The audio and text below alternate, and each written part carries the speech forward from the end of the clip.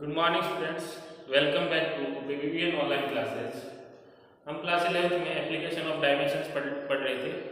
उसमें अपन ने second application पढ़ी थी, उस पर न्यूमेरिकल सोल्व किए थे। आज उसके ऊपर कुछ दो न्यूमेरिकल और अपने उनको सोल्व करके अपन इस एप्लीकेशन को कंप्लीट करते हैं। और नेक्स्ट क्लास में अपन डायमेंशन की जो थर्ड एप्लीकेशन है कि एक फिजिकल क्वांटिटी को एक सिस्टम से दूसरे सिस्टम में कन्वर्ट करना, वो अपन सीखेंगे। तो आज जो सेकंड एप्लीकेशन उसके दो न्यूमेरिकल और बच्चों में वो अपन इस क्लास में कंप्लीट करते हैं। तो अपना जो फर्स्ट न्यूमेरिकल है, the escape velocity v of a body depend upon the acceleration due to gravity. मतलब जो एस्केप वेलोसिटी v है वो किस पे डिपेंड कर रही है? एक तो acceleration due to gravity g पे डिपेंड कर रही है, सेकंड डिपेंड कर रही है किस पे? Radius of the planet r, है ना। प्लेनेट जो रेडियस है r उसके ऊपर डिपेंड कर रही है, ठीक है। तो अपने को क्या करना है, रिलेशन बताना है किसके अंदर, एस्केप वेलोसिटी g और r। g यहां पे क्या है? Gravity. Acceleration due to gravity, r क्या है? रेडियस, ठीक है ना। इसके अंदर रिलेशन अपने को बताना है। बहुत सिंपल है, बहुत से न्यूमेरिकल मैंने इसके ऊपर करा दिए। कौन सी एप्लीकेशन है? सेकंड एप्लीकेशन, है ना। आपको पता है कौन सा मेथड लगाना है? एक ही मेथड है। तो अपने को पता है जो अपनी एस्केप वेलोसिटी v है वो किसका फंक्शन है? v फंक्शन है किसका? g का और r का, ठीक है। तो बेटा अपन इसको ऐसे लिख सकते हैं, v directly proportional g a r b। सही है। a और b क्या है? इसकी पावर, मैंने मान ली डायमेंशन a एंड b, ठीक है। इसके अंदर दो ही फिजिकल क्वांटिटी पे डिपेंड कर रहा है। ये वेलोसिटी है ना, जो दो ही फिजिकल क्वांटिटी पे डिपेंड कर रहा है, तो a और b आएगा, इसके साथ c आएगा, क्योंकि थर्ड फिजिकल क्वांटिटी अपने पास है नहीं, ठीक है। तो अपन इसको ऐसे लिख सकते हैं, v equal k g a r b, ठीक है। अब अपने को पता है कि ये इधर वेलोसिटी है, ठीक है। और प्रिंसिपल ऑफ होमोजेनिटी क्या कहते हैं कि दोनों तरफ की जो डायमेंशन है वो सेम होनी चाहिए, ठीक है। मतलब इस तरह की डायमेंशन और इस साइड की डायमेंशन क्या होनी चाहिए? सेम, ठीक है। तो अपन क्या करते हैं, डायमेंशन इसके अंदर रखते हैं। तो अपनी जो इक्वेशन है वो क्या बनेगी? वेलोसिटी की डायमेंशन, एस्केप वेलोसिटी, मतलब वेलोसिटी की डायमेंशन आप जानते हो क्या होती है?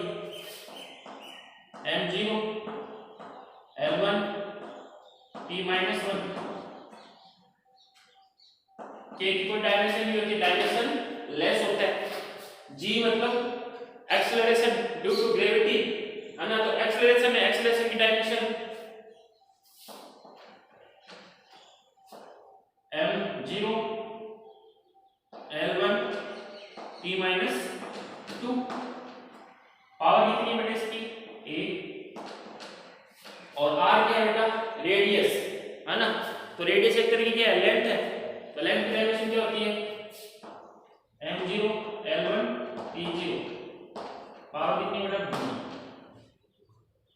सोल्व करते हैं इक्वेशन को, m0 l1 t1 t-1,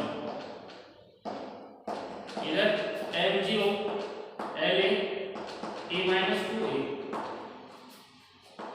m0 lb t0। अपनी इक्वेशन क्या बन जाएगी? m0 l1 t-1 m0, m की टोटल पावर 0, l की टोटल पावर कितनी होगी? a प्लस b, t की टोटल पावर होगी -2a, ठीक है। तो दोनों तरफ की डायमेंशन इक्वल होती है प्रिंसिपल ऑफ होमोजेनिटी से। मतलब जो m की डायमेंशन है 0, वो क्या है? 0 मतलब m तो इसके अंदर है नहीं, a प्लस b की वैल्यू कितनी मिलेगी अपने को? a प्लस b की वैल्यू मिल जाएगी 1, ठीक है। फिर -2a की वैल्यू कितनी मिल जाएगी? -1। तो यहां से माइनस से माइनस कैंसिल, तो a की वैल्यू कितनी आ जाएगी? 1/2, और b की वैल्यू यहां से मिल जाएगी। देखिए a, ये b, ये a उधर गया तो क्या हो जाएगा? 1 माइनस a। तो b की वैल्यू कितनी मिलेगी? 1, a की वैल्यू कितनी है? -1/2, तो b की वैल्यू कितनी मिलेगी? 1/2। ये p की वैल्यू और a की वैल्यू आ गई। ठीक है, ये वैल्यू अपन क्या रखते हैं, जो a और b अपन ने यहाँ पे माना था, यहाँ पे अपन क्या करते हैं, a और b की वैल्यू रखते हैं कितनी, 1/2 और 1/2। तो अपना जो इक्वेशन है वो क्या हो जाएगा, v k g 1/2 r 1/2। ठीक है, तो v k इसको अपन कैसे लिख सकते हैं, रूट जी आर। तो ये अपना रिलेशन आ गया किसके अंदर, escape velocity, acceleration due to gravity and radius of the planet r, इसके बीच में अपना रिलेशन आ गया। ठीक है, तो ये मैंने लास्ट में बताया जो अपनी सेकंड एप्लीकेशन है उसके ऊपर। ठीक है, एक लास्ट में जो बच्चा वो कर लेते हैं।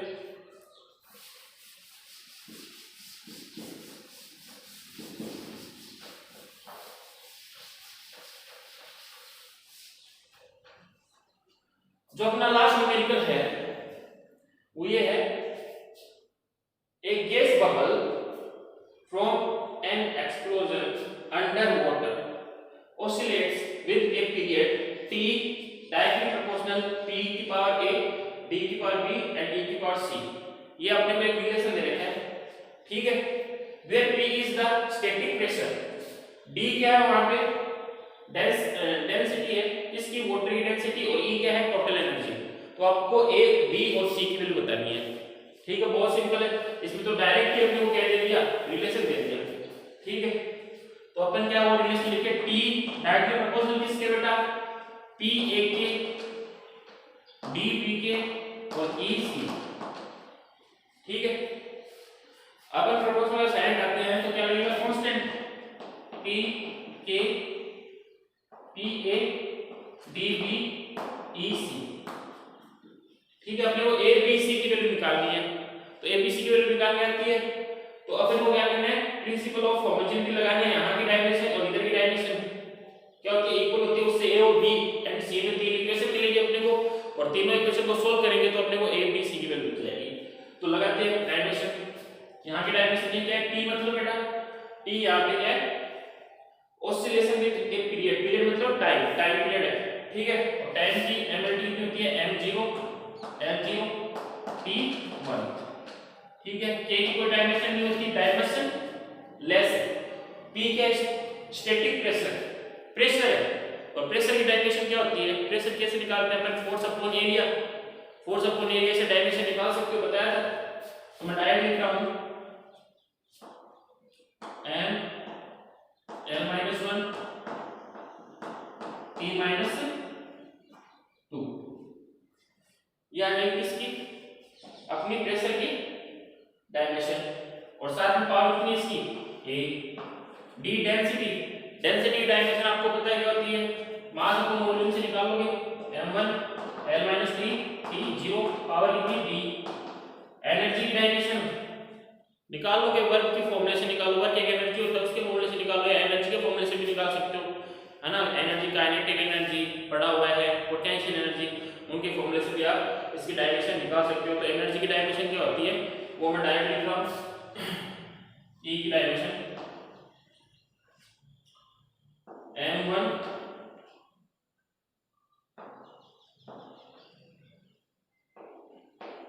l2 t माइनस पावर कितनी आएगी इसकी, c। ठीक है बेटा, अब देखिए इस इक्वेशन को अपन ऐसे लिख सकते हैं, m0 l0 t1, इधर अपना कितना जाएगा, m डायरेक्ट लिखना होगा, देखो m को a से मल्टीप्लाई करेंगे, 1 से करेंगे a, इधर करेंगे b, उधर करेंगे c, तो क्या बन जाएगा, a की power a plus b plus c। ठीक है, इधर क्या बन जाएगा, l की power minus a minus 3b और minus plus 2c, minus a minus 3b और आगे आ जाएगा कितना, प्लस 2c, और t की पावर कितनी बन जाएगी बेटा,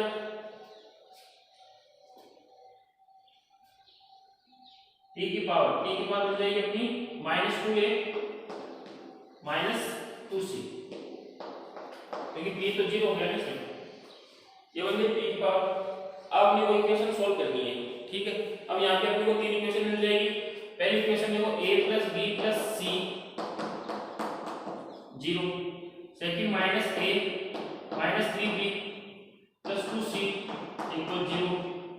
थर्ड -2a -2c इक्वल 1। ये अपने को तीन इक्वेशन मिली है। तीनों इक्वेशन को आप सोल्व करोगे तो आपको किसकी वैल्यू मिलेगी, a b c की। तो इन तीनों इक्वेशन को अपन सोल्व करते हैं। Equation first, equation second, equation third.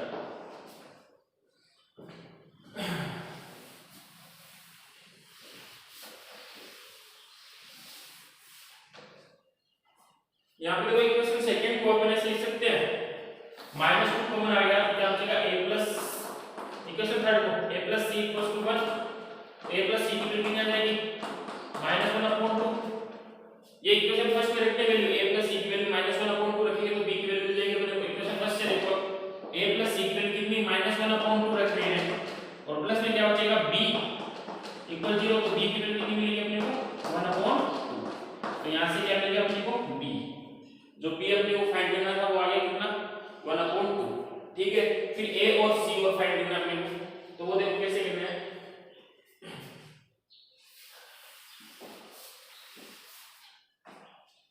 Second equation में अपन b की वैल्यू रख देते हैं। d की जो वैल्यू अपन ने निकाली सेकंड इक्वेशन -a, ठीक है, -3/2 हो जाएगा ना, b की जगह मैंने लिख दिया 1/2, तो कितना हो जाएगा -3/2 प्लस 2c इक्वल 0। ठीक है, तो -a प्लस 2c, ये 3/2 उधर चला गया तो किसका हो जाएगा, प्लस का। ये अपनी इक्वेशन और बनेगी किसमें, a और c के अंदर एक इक्वेशन और बन गई अपनी। इसको अपन जो लास्ट इक्वेशन है थर्ड, इसके साथ अपन इसको क्या करें, इसके अंदर एलिमिनेशन मेथड लगा दे। तो देखो a प्लस 2c इक्वल 3/2 और थर्ड इक्वेशन कौन सी है, -2a -2c इक्वल 1। तो ये देखो प्लस और माइनस दोनों ऐड कर दो दोनों इक्वेशन को, तो प्लस माइनस कैंसिल हो गया। ये कितना हो जाएगा, -3a, ये कितना हो गया 5/2 ऐड करेंगे तो। ठीक है, तो a की वैल्यू अपने को कितनी मिलेगी यहाँ से, -5/6। a की वैल्यू कितनी मिलेगी, 5/6। ठीक है, तो अपने पास a की वैल्यू आ गई, b की वैल्यू आ गई। अब अपन c की वैल्यू निकालें। ये इक्वेशन यूज कर लो, -2a, a की वैल्यू कितनी है, ये देखते हैं -5/6 -2c इक्वल कितना 1। ये कितना हो गया, माइनस प्लस 10/6 -2c इक्वल 1। ठीक है, ये 10/6 उधर जाएगा, इसको हो जाएगा -2c 10/6 उधर जाके माइनस हो जाएगा, तो 1 में से माइनस होगा, कितना हो जाएगा 1 - 10/6 -2c -4/6 हो जाएगा। ठीक है, माइनस से माइनस कैंसिल, तो c की वैल्यू कितनी आ जाएगी, 2 डिवाइड में गया तो 2/6, ये c की वैल्यू आ गई। तो अपनी a b और c की वैल्यू कितनी आएगी, 2/6 को अपन क्या लिख सकते हैं, 1/3। तो a b c ये आ गया अपना 1/, a b c, a की वैल्यू आएगी अपनी कितनी 5/6 माइनस b की वैल्यू कितनी है 1/2 और c की वैल्यू कितनी है 1/3। ये अपने को कैलकुलेट करना था इसके अंदर। तो अपन ने सेकंड एप्लीकेशन में लगभग 5 या 6 न्यूमेरिकल अपन ने कर लिए हैं। ठीक है, और ये सेकंड एप्लीकेशन जो अपनी है ये कंप्लीट होती है। आगे अपन करते हैं थर्ड एप्लीकेशन, जो है क्या, एक फिजिकल क्वांटिटी को एक सिस्टम से दूसरे सिस्टम में चेंज करना। वो अपन नेक्स्ट क्लास में करेंगे। All the best.